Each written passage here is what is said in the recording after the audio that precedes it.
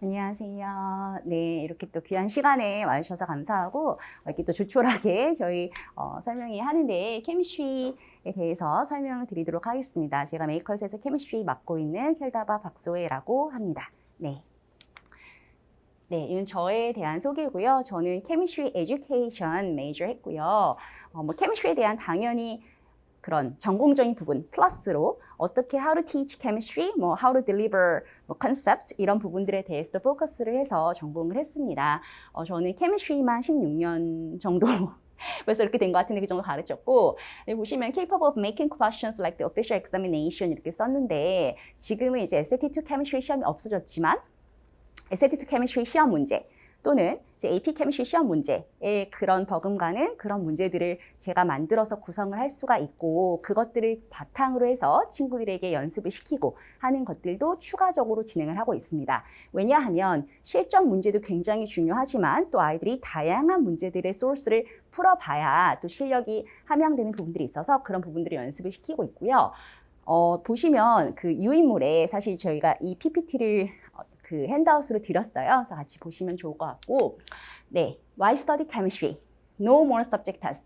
이제 다 아시는 얘기지만 SAT2 Chemistry exam이 없어지잖아요. 그래서 이번에 마지막으로 June에 시험을 보는 친구들이 있고 그 이후로는 없어집니다. 근데 그 부분이 사실은 굉장히 조금 아쉬운 부분인데 10학년 때 아이들이 regular, honors chemistry 수업을 듣고 나서 그거에 대한 시험을 보면서 SAT 케미스트리 보면서 아 진짜 케미스트리가 내가 실력이 어느 정도 되는구나. 왜냐 A를 받는다고 해서 그게 아이들이 성적을 개런티 해주는 건 아니잖아요. 그래서 그런 과정들이 있었는데 그 부분이 생략이 되는 게 사실 저로서는 좀 굉장히 아쉬운 것 같아요. 아이들의 케미스트리 실력이라는 부분에서. 그래서 이제 정말 좀 더 포커스된 중요한 부분은 GPA가 좀 중요해진 건 당연할 거고요. 근데 더불어서 AP 케미스트리에 대한 중요성은 당연히 더 커질 것 같습니다. 그래서 시험 자체도 너무 중요하고 왜냐하면 SAT2 subject 스코어가 없이 우리가 스탠더다이즈가 안 되죠. 아이들이 학교에서 GPA A를 받아도 물론 이제 좋은 학교고 탑보딩이고 좋은 인터내셔널 스쿨이고 그럼 A를 받는 거 당연히 중요하고 의미가 있는데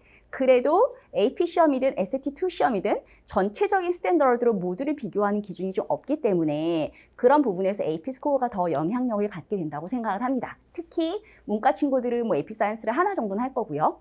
스템 메이저 할 친구들은 AP 사이언스를 2개 하는 친구도 있고 3개 다 하는 친구들도 있는데 그래서 그런 부분들에서 좀 더 필수적이 되지 않나 그렇게 생각을 하고 있습니다. 그래서 What College Board wants to measure? 그래서 우리가 정말 어떤 공부를 하고 칼리지 보드가 생각하는 방향은 뭔가 라는 부분을 보시면 일단 이 글씨가 좀 잘 안 보이실 수 있는데 이건 이제 2019년 또 2020년 도의 사이언스 관련 과목들에 대해서만 5점, 4점, 3점 이런 점수 분포도예요. 보면은 이제 피직스 1 또는 바이올로지가 5점이 좀 제일 적고요. 케미스트리가 5점이 11%, 10.6% 이 정도가 됩니다. 그래서 5점이 10%면은 아주 낮은 건 아니지만 사실 적은 편에 속합니다. 저희가 인터내셔널리 전체적으로 봤을 때 전 세계에서 15만 명 정도가 시험을 봐요. 그래서 한 15,000명 정도가 5점을 받는다.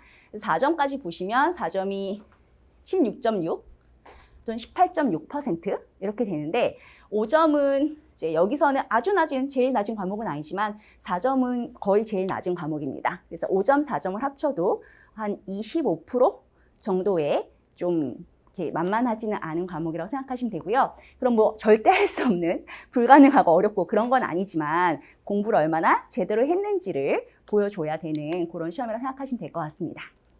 가장 일반적으로 10학년, 11학년 때 준비를 하게 될 텐데 9학년 때 가끔 인테그레이티드 사이언스 같은 게 있는 학교들이 있어요. 이제 그런 경우에 저희가 저희 학원에서 인테그레이티드 사이언스는 제가 하는 수업은 아니고 저 AST 맡으신 메리 쌤이 하시는 다른 수업이 있고요. 저는 베이직 케미스트리 수업을 합니다. 이제 그런 부분들을 아이들이 파운데이션을 갖춰주는 정말 사이언스에 대한 너리지가 아예 없어서 접근이 좀 잘 안 되는 친구들이 있어요.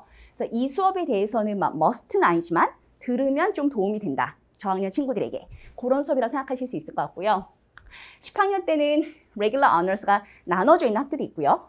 아니면 국내에 있는 외국인 학교들은 거의 다 그냥 10학년 하이스쿨 케미스트리거든요. 또는 보딩이나 데이스쿨들은 거의 나눠져 있는데 이제 어쨌든 AP 케미스트리 전 단계로서 프리 과정으로서 준비를 하게 되고 그리고 11학년 때 AP 물론 12학년 때 하는 경우도 있습니다. 그래서 이게 가장 일반적인 순서가 될 텐데요. 네, School Chemistry. 그래서 학교에서 케미스트리가 어떻게 이루어지냐. Connection between regular honors and AP. 이렇게 제가 써놨어요. 이게 왜 그러냐면 이제 사이언스에 대해서 좀 아실 수도 있지만 피직스나 바이올로지와 다르게 케미스트리의 특징은요. 이 regular honors를 그냥 통틀어서 케미스트리라고 그냥 얘기하겠습니다. 그냥 케미스트리랑 AP 케미스트리랑 Chapter 1 through Chapter 18까지가 내용이 거의 똑같아요. 100%? 100%라면 좀 과장이고 한 95% 같습니다.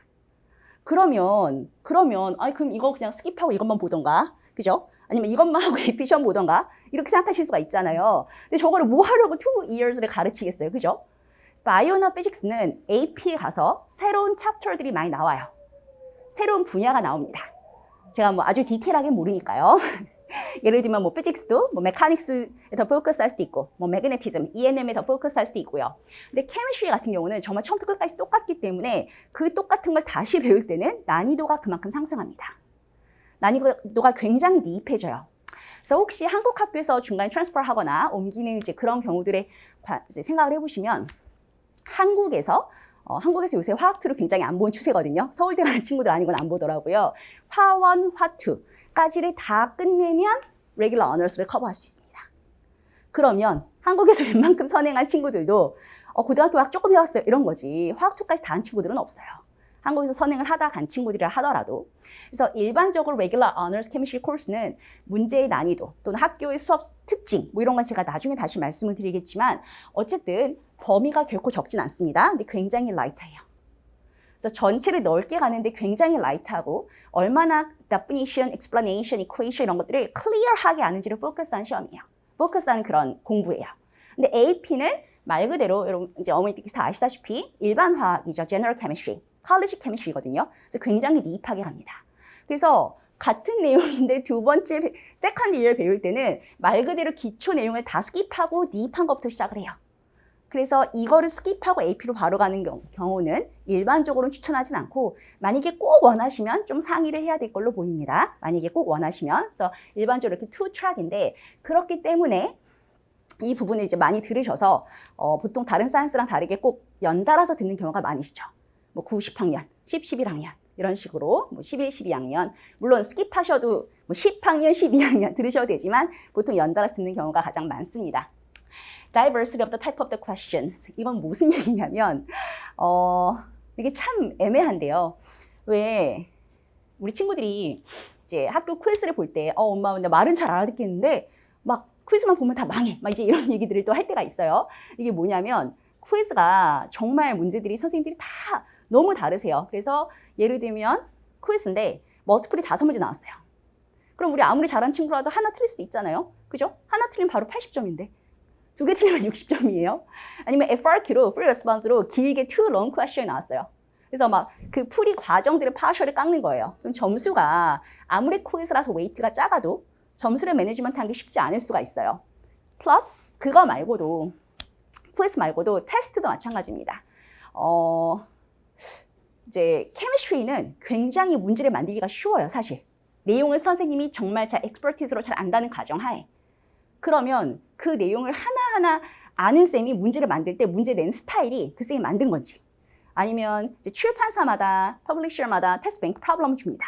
거기서 테스트뱅크 프로블럼이 조금 있지가 않아요. 한 챕터에 막 300문제, 500문제씩 있어요.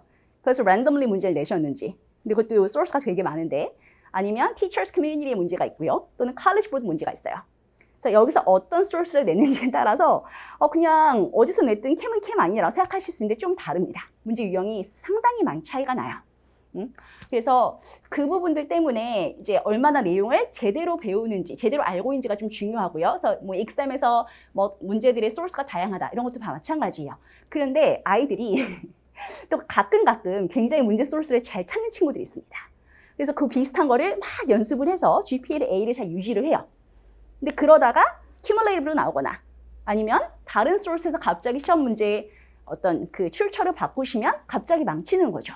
근데 그런 게 정말 우리가 생각하는 real learning이냐 그렇게 하면 성적은 잘 나올지 모르겠지만 좀만 새로운 문제가 되면 또는 AP exam이 되면 정작은 대비하기 힘든 상황이 되지 않냐라는 부분에 이제 좀 생각을 해봤습니다.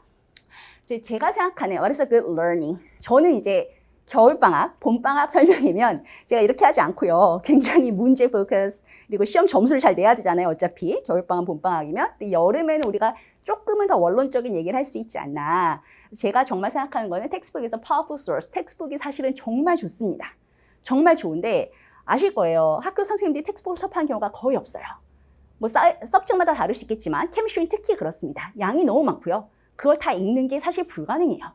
그래서 텍스트북을 summariz한 파워포인트로 수업을 하십니다. 그럼 우리 친구들이 그것만 봐요. 텍스트북은 보지 않아요. 그게 장단점이 있을 수 있겠지만 그거를 혼자 보고 공부하는 힘이 아예 없어지는 거죠. 근데 이제 텍스트북을 어떻게 활용하고 어떻게 공부하고 그 안에 내용들을 어떻게 이해하는지 우리가 여름방학에는 그런 것들도 같이 다루게 될 거고요. Concept Based Learning, Deep Comprehension of Principles 굉장히 이해에 포커스한 수업입니다.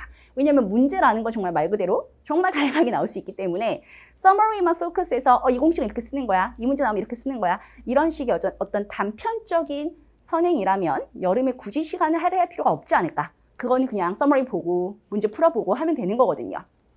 그래서 그런 applications of concepts in many forms 다양하게 연습을 할 수 있도록 노력을 하고 있고요. 저는 이제 수업 시간에 거의 항상 뭐 quiz 그리고 테스트를 항상 보는 편이에요. 근데 이게 아이들이 처음엔 좀 빡세다 이런 생각을 할 수가 있어요. 근데 모든 quizz가 뭐 passing rate 80%이고 못 보면은 다시 retake 해야 되고 이렇게 되어 있거든요. 근데 아이들이 보면은 항상 하는 얘기가 이게 이제 제 개인적인 경험으로는 그래요. 제가 이제 혼자 공부한다고 독학을 한다 스페니쉬를 해요. 근데 강의를 한 10개만 듣고 나면 1강이 생각이 안 나요. 아니, 물론 1강은 생각납니다. 네, 1강은 생각나는데 어느 정도 가다 보면 vocabulary가 다 new하니까 제게 되지 않았으니까. 근데 chemistry도 저는 좀 그런 것 같아요. 아이들이 알 것 같은데 새로운 게 또 들어가면 또 앞에 거 까먹고 또 까먹고 이게 반복되거든요.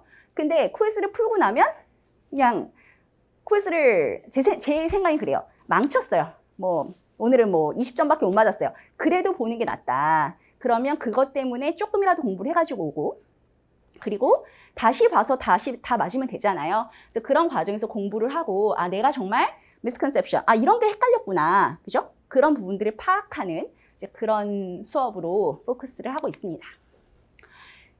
네, 그래서 제 클래스 features and management 수업을 어떻게 하는지를 이제 잠깐 보여드릴 건데요. 이제 굉장히 organized 되어 있는 매트리얼들을 사용을 하고 all commented versions of lesson notes 제가 수업 시간에 필기해준 그 모든 것들과 또는 VOD들을 아이들이 계속 리뷰할 수 있도록 그 여름방학만이 아니에요. 이제 1년 동안 쭉 공부하면서 학교 가서 refer해서 리뷰할 수 있도록 모든 것들을 쉐어하고 있고요. 수업 시간에 제가 굉장히 애들한테 질문을 많이 하는 편이거든요. So simultaneous checkups in class time 계속 물어봐야 저는 그래요. 아이들이 굉장히 대답을 자기만의 theory를 만들어서 대답하는 친구도 있고요. 아니면 그냥 모르겠어요, 쌤. 모르겠어요. 이런 대답을 그냥 안 하는 친구도 있어요. 부끄러워서. 알겠어도. 근데 그래도 물어보는 게 중요하다고 생각을 해요. 예를 들면 누가 저한테 이게 무슨 내용이냐 이렇게 물어봤어요. 그럼 제가 어떤 스피치를 들을 때 그럼 제가 막 손 들고 말을 하지 않더라도 누가 우리한테 이름을 부르고 물어보면은 속으로 답을 생각하잖아요. 이제 그런 과정들 속에서 아이들이 이런 건가? 이건 이렇게 푸나? 이건 A인가? B인가? 생각을 하면서 배우는 거죠. 그래서 그런 어떻게 수업들이 진행이 되고 아이들이 어떻게 이해하고 있는지에 대해서는 제가 좀 한눈에 잘 보이는 편이기 때문에 또 퀴즈 성적도 있고요. 이제 그런 부분들에 대해서 프리퀀트하게 피드백을 드리고 있고요. 이건 제 수업 자료들인데요. 작년 서머거든요. 그래서 저희 좀 잘 안 보실 거예요. 근데 각 반 폴더 드리고 저희 조교들도 제가 매일매일 오늘은 누구 반에 누구 체크해주고 누구 리테이크하라고 다 써서 줘요. 조교가 체크리스트 다 하고 가야 되거든요. 뭐 이렇게 정리를 하고 있고요.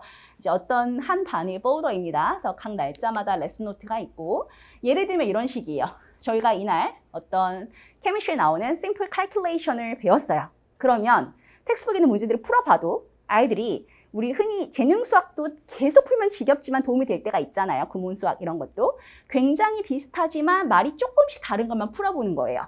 How many molecules, how many atoms, how many moles, and how many atoms, what's the mass 이런 것들을 제가 미리 만들어둔 게 사실 아니고요. 수업하면서 그냥 바로바로 자 이거 풀어보자 뭐 이렇게 해서 종류별로 다이버스하게 연습을 시키고 텍스트북은 이렇게 봅니다.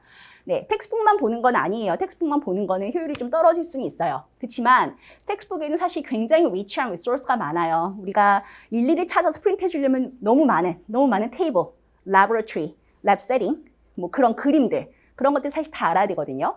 그래서 그런 거를 이제 계속 보면서 일일이 엑삼플 풀고 여기서 무슨 데피니션 알아야 돼 이렇게 하면서 아이들이 텍스트북 보는데 익숙해지는 거를 저는 원하는 거죠. 왜냐하면 어떤 학교도 텍스트북이 다 똑같진 않고 쌤들마다 스타일은 다르기 때문에 이런 것들을 하나하나 리퍼하면서 공부를 하고 엑삼플들을 일일이 풀어봅니다. 물론 너무 안 중요한 건 빼고 풀지만 일일이 풀어보고요. 이건 제 책인데 제가 좀 서머리로 아이들이 한눈에 볼 수 있게 정리해 놓은 책을 같이 왔다 갔다 하면서 수업을 하고요. 이건 regular honors chem material입니다. 이제 APchem 애들 workbook, APchem 아이들 매일 보는 quiz, 또 textbook. 이게 양이 굉장히 많아서 사실 어떻게 보면 다 읽어볼 필요는 없어요. 근데 어차피 아이들이 이제 유학을 가서 주간식 길게 쓰고 설명 클리어하게 하고 이런 것들이 익숙해져야 되거든요. 그래서 이 설명을 제가 그냥 한 문장으로 말로 해주는 거 또는 서머리 노트에 그냥 써주는 거랑은 다르다고 봐요. 이 내용을 읽고 그리고 저랑 같이 이걸 보면서 저랑 밑줄을 여기만 쳤을지 몰라도 숙제하다 보면 아이들이 다는 아니라도 어느 정도는 읽어요. 숙제를 해야 되니까. 그죠? 이제 그런 부분들이 사실 저는 굉장히 도움이 된다고 생각하고요. 이게 별거 아닙니다. 그냥 이런 들어보셨을 수도 있는데 뭐 르 샬리스 프린서퍼이라는 내용이 있어요. 이 내용이 있는데 이거를 설명하기 위한 왜 이렇게 될 수밖에 없는지 랩 백그라운드가 나와요. 그러면 이거를 제가 설명을 해줘요. 이게 단순하게 이렇게 해서 이렇게 되는 거야. 얘는 forward, 얘는 reverse 이렇게 설명하는 거랑 이 테이블을 다 보여주고서 그래서 저렇게 말로 할 수밖에 없었어 라고 설명하는 거랑은 아이들이 free response를 풀 때 엄청난 차이가 있습니다. 정말 이해를 하고 넘어가는 거를 원하는 거고요. 네, 이거 이제 제 수업 화면은 스크린샷 한 건데요. 지금 보이시는 이 화면 그대로 지금 여기는 이제 저희가 빔으로 스크린 하고 있는데 제 강의실에는 그 텔레비전 스마트 TV로 보여주고 있거든요. 그래서 그 화면에 딱 이렇게 똑같이 이렇게 뜹니다. 그리고 줌에 있는 학생들도 이렇게 뜰 거고요. 제가 스크린 레코딩도 딱 이 상태로 녹화를 할 거예요. 그래서 모두가 똑같이 이 화면을 봅니다. 앞에 오프라인 앉아있는 친구들은 물론 제 실물을 보지만 이 화면도 이렇게 보는 거예요. 제 얼굴에 띄우거든요, 항상. 물론 안 띄워도 되는데 제가 생각했을 때는 나중에 뭐 3개월 뒤, 6개월 뒤 다시 보고 싶다. 그러면 사람 얼굴이 있는 것과 없는 거는 좀 딜리버리의 차이가 난다고 생각해요. 제 개인적인 생각으로. 그래서 계산 문제 풀 때 여기 TI 인스파이어 계산기 프로그램 띄워서 풀고 또는 뭐 텍스트북에 있는 example 문제를 제가 이렇게 하나하나 설명하면서 저렇게 보여주고 이렇게 PURX 테이블 제 뒤에다가 저렇게 해놓으면 애들이 되게 좋아해요. 널디해 보인다고. 그리고 이렇게 텍스트북 문제들도 같이 보고 뭐 이런 식으로 진행을 합니다. 네, 그래서 이거는 뭐 좋은 피드백들인데요. 뭐 다는 아니고 몇 가지 가지고 왔는데 네, 너무 좋은 말씀들 많이 해주셔서 작년 친구들 스코어 나오고 나서 너무 으뜸이었고 너무 좋았고 뭐 이런 얘기들 저도 너무 감사했어요. 이렇게까지 말씀해 주셔서 막 애정과 헌신의 마음에 감동받았다 막 이런 말씀해 주셔서 너무 감사했고 네, 그렇습니다. 그리고 제가 마스터 프랩이라는 온라인 렉처 사이트에도 제가 강의가 있어요. 그래서 원하시면 샘플 렉처 보실 수 있는데 제가 학원 강의에서는 사실 영어를 훨씬 많이 씁니다. 근데 마스터 프랩에서는 좀 한국말을 많이 썼거든요. 왜냐면 거기 외고 친구들이 좀 많다 그래서 한국말 많이 썼는데 뭐 terminology나 definition 이런 거를 한국말로 한 건 없고요. 그냥 좀 이렇게 약간 코리안 바이브인데 설명만 영어로 하는 약간 이런 느낌으로 찍었고 학원 강의는 좀 더 영어를 많이 씁니다. 그런데 그래서 저는 이제 사실 걱정을 했는데 이게 얼마 전은 아니구나. 작년 말에 올라온 후기인데 이 친구가 자기가 한국말을 못한다고 근데 마스터프랩 강의 볼 때 걱정했는데 자기 너무 잘 이해해서 좋았다고 막 이렇게 써줘서 제가 너무 고마웠어요. 그래서 자기 걱정했지만 한국말로 하실 줄 알고 근데 definition이나 explanation 다 영어로 해서 아무 문제가 없었다. 이런 내용들 이제 올려줬고 요거는 최근에 올라온 건데 제 강의 보고 처음에 너무 어려웠다. 근데 시험에 가까워질수록 이 강의가 얼마나 대단한지 느끼게 된다. 막 이렇게 썼는데요. 왜 그러냐면 제가 학원 강의는 정말 제 눈앞에 있는 친구들이잖아요. 그래서 A through Z까지 정말 everything을 제가 다 해줍니다. 이렇게 너무 기초가 부족하면 자 이거부터 하자. 또 잘하는 친구는 너는 어려우니까 너 잘하니까 이거 더 하자. 뭐 이렇게 해서 everything을 다 해줘요. 근데 온라인 수업은 뭐 100시간 들을 친구는 없잖아요. 그죠? 그러니까 아무래도 엑기스만 찍었어요. 이제 그러다 보니까 그것만 보는 친구 입장에서는 많이 기초가 없다면 어려울 수 있겠죠. 근데 그거 감안하고 찍었어요. 어쩔 수 없다. 기초를 다 얘기해 줄 수는 없다. 그래서 이제 뭐 어느 정도만 30시간 이렇게 끝내는데 사실 AP 케미스트리를 30시간에 하는 게 말이 안 되거든요. 말이 안 되지만 그래도 기초는 돼 있다라고 가정을 하고 온라인 에크는 찍었기 때문에 뭐 혼자서 독학할 수 있는 친구들이라면 뭐 이렇게 할 수도 있겠죠. 그래서 이 친구가 처음엔 너무 어려웠지만 나중엔 정말 너무 유스풀했다. 뭐 이런 얘기들을 해줘서 가지고 와봤습니다. 이제 제가 이거 여름에 하는 수업에 대한 얘기라서 이건 핸드아웃 다 있는데 제가 그냥 간략하게만 말씀을 드릴게요. 6월 달에 3주 동안 되게 짧은 시간 동안 베이직 케미스트리 수업이 있습니다.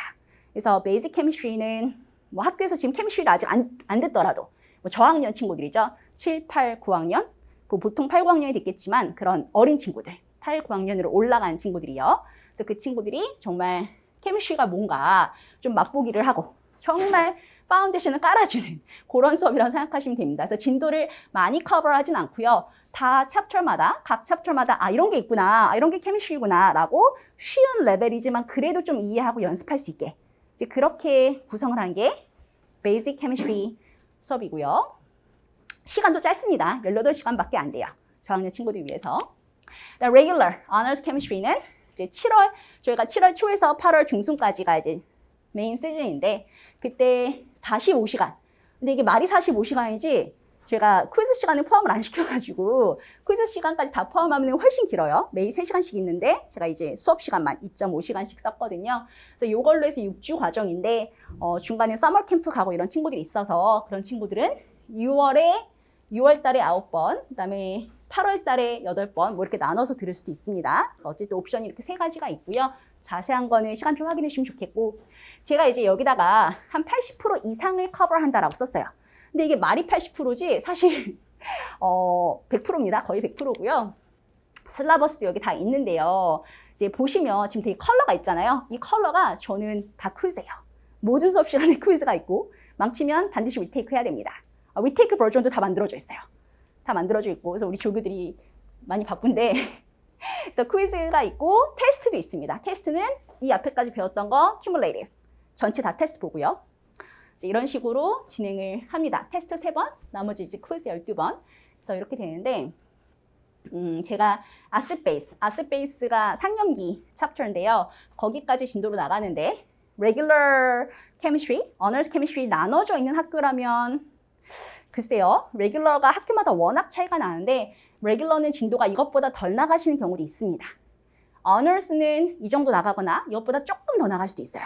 그래서 이제 거의 100%인데 한 80%라고 할 수도 있다. 좀 세이프하게 말하면. 그래서 굉장히 진도를 많이 나가는 편인데 제가 이렇게 중요하게 생각을 한 이유는 에스테틱 케미스트리가 없어졌어요. 근데 AP로만 아이들이 이발리에이션 해야 돼요. 그러면 10학년의 공부를 제대로 했는지 못했는지가 이게 정말 안타깝게도 티가 안 나요.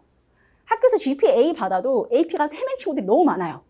그냥 요령껏 받은 거죠. 아, 우리 쌤 이런 거 중요하다 했으니까 이것만 외워가면 시험 잘 보고. 근데 그렇게가 아니게 저희가 선행을 시키는 거고요. 선행을 하는 포커스는 제가 봤을 때 포커스는 공부를 많이 하고 갔어요. 그래서 학교 가서 공부할 게 없고 엄마 그냥 공부 안 해도 프리 A야. 이거는 정말 정말 안 좋은 상황인 것 같아요. 그게 아니고 아이가 무슨 매튜얼을 봐도 공부할 수 있는 그런 캠 브레인을 세팅하는 게 저희 목표고요.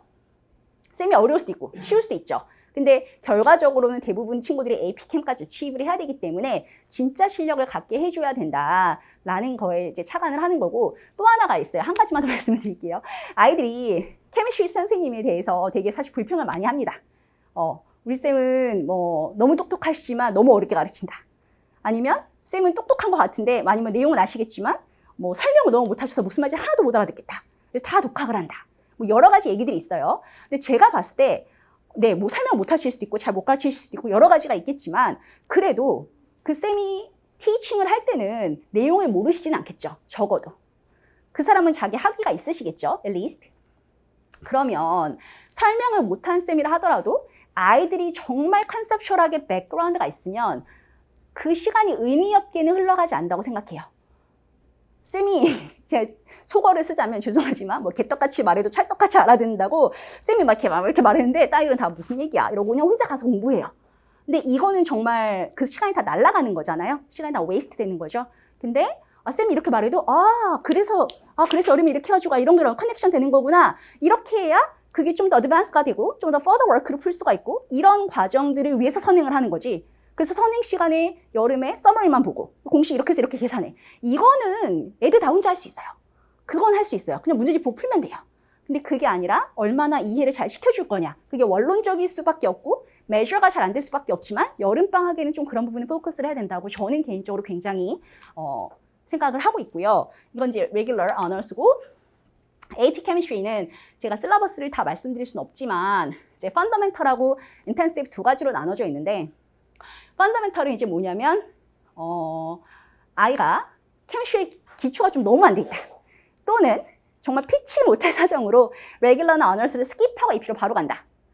이렇게 되면 fundamental 듣는 거를 추천을 합니다. 그래서 여기도 지금 제가 뭐 60%라고 썼지만 사실 APChem의 챕터가 18개 있어요. 근데 지금 13까지 나가거든요.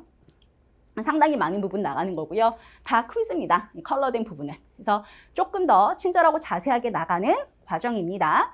그리고 그 다음에 인텐시브가 말이 인텐시브지 이게 일반 코र्스예요. 그래서 학교에서 레귤러나 어너스를 들은 일반적인 친구들은 이걸 들으면 됩니다.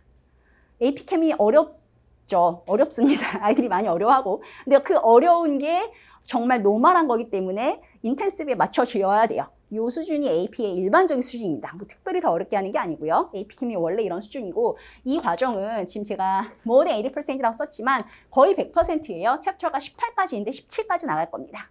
거의 다 나갈 거고요.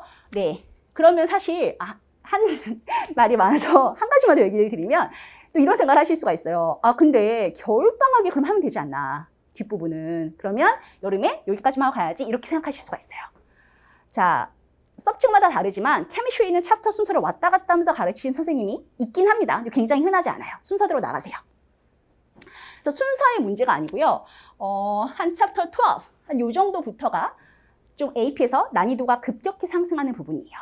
제가 분명히 내용은 같다고 했지만 그 레귤러 때 배우는 거와 비교도 안 되게 급격히 상승하는 챕터가 여기들인데 근데 학교 선생님들도 다 아시겠죠? 여기가 더 어렵다는 거를. 그래서 이 부분이 내용이 빠르면 11월에 시작합니다. 빠르면 11월, 늦어도 12월에 들어는 가요.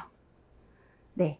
근데 제일 어려워하는 게 보통 3년기예요. 아셋 베이스 챕터인데 여기를 12월에 하시는 분도 있고 1월에 하시는 분도 있어요. 근데 이거를 겨울방학에 하겠지 하고 여름에 한 요 정도만 한다. 이러면 굉장히 좀 위험해지고요. 얘가 뒤가 훨씬 어렵기 때문에. 또 하나의 이유는 겨울방학에는 사실 제가 이런 수업을 아예 안 해요. 겨울방학에 이렇게 아예 안 하고 봄방학에 실전 문제를 풀기 전에 겨울에는 every question들을 다 챕터별로, 타입별로 sorting해서 전체 내용을 다 다시 끝낼 겁니다. 처음부터. 그래서 이 부분, 뒷부분에 대한 원론적인 수업을 들을 기회는 사실 여름밖에 없어요. 그래서 저는 이게 어렵기 때문에 겨울에 여기를 2번 듣는 게 절대 손해가 아니거든요. 여긴 텍스트북 베이스드고 겨울에는 서머리 위주로 챕터별로 실전 문제를 다 풀릴 겁니다. 근데 다는 아니고요. 그러니까 중요한 것들. 그리고 봄에는 정말 다 풀게 되겠죠. 실전 문제는 막 테스트 위주로. 이제 그렇게 진행을 하는 게 이제 AP 수업이고 제가 이건 올해 처음 클래스로 준비한 우리 스템 메이저 한 친구들, 대부분 친구들이 대학교 가서 뭐 오르가닉 캠 어렵다 뭐 이런 얘기 하잖아요. 그래서 오르가닉 케미스트리를 대학교까지 가는데 뭐 학원 다니고 과외하고 사실 저도 항상 좀 고민이 되고 퀘스천이 있어요. 근데 아이들이 좀 너무 접근, 어프로치를 잘 못하기 때문에 그래서 이제 1학기 부분만 넣었습니다. 이제 12번 수업을 하고요. 오르가닉 케미스트리 책의 전체 3분의 1을 끝냅니다. 원래 오르가닉 케미스트리를 1년 듣는 친구들이 많은데 원래 3학기 내용이거든요. 1년 반짜리 내용이에요. 그래서 1/3씩 진도로 나가게 되는데 저희는 1학기 부분, 보통 친구들은 2학기 듣습니다. 가끔 뭐 메디컬, 너싱, 뭐 메이저에 따라서 3학기 다 수강한 친구들이 있어요. 근데 대부분 2학기 듣는데 저는 1학기 분량에 대해서만 좀 차근차근 그냥 아이들이 가서 너무 당황하지 않게 좀 인트로덕터리한 그런 오르가닉 케미스트리 코र्스라고 생각을 하시면 될 것 같아요. 너무 어렵게 가지 않을 거고요. 네, 아이들이 대학교가 잘 적응할 수 있게 하는 게 목표입니다. 네, 이렇게 준비를 했고요. 제가 준비한 건 여기까지고 또 개별 질문 있으시면 또 나중에 물어봐 주시면 감사하겠습니다. 네, 이렇게 마치도록 할게요. 감사합니다.